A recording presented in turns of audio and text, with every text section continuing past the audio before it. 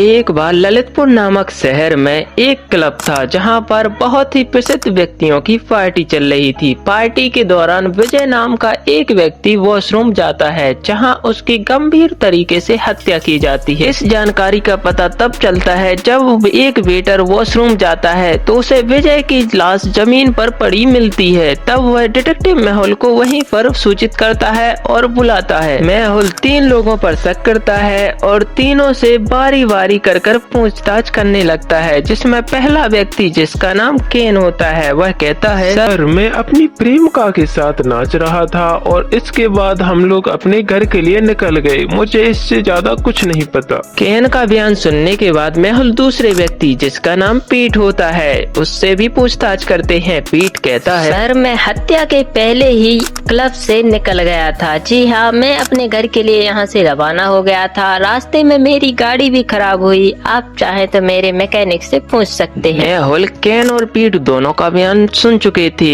और इसके बाद वह तीसरे व्यक्ति जिसका नाम रॉन होता है उसका भी बयान सुनते हैं, लेकिन उसका बयान इन दोनों से हटके होता है। जरा ध्यान दीजिए। सर मैं पूरी रात पब में शराब पी रहा था और साथ ही डांस कर रहा था। इसके अलावा मुझे कुछ भी पता नहीं कि यहाँ पर कब क्या हुआ। डिटेक्टिव मेहुल तीनों की बातों को सुन चुके थे और वह थोड़ा ध्यान करते हैं तीनों की बातों पर और तुरंत समझ जाते हैं किसने इसकी हत्या की है। क्या आप समझ पाए? अगर आप समझ गए हो तो टाइमर के अंदर कमेंट में अपना आंसर पिन कर दें। जी हाँ। 3,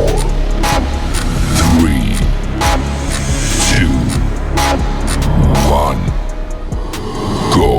अगर आप सभी लोगों ने तीनों के बयानों पर गौर किया होगा तो सेकंड वाला व्यक्ति कहता है कि सर मैं क्लब से निकल गया था हत्या के पहले, लेकिन जब वह हत्या के पहले निकल गया था तो उसे कैसे पता कि हत्या हुई है? इसका मतलब दूसरे वाले व्यक्ति यानी कि पीट ने ही हत्या की है। चलिए बहुत बढ़िया, नेक्स्ट।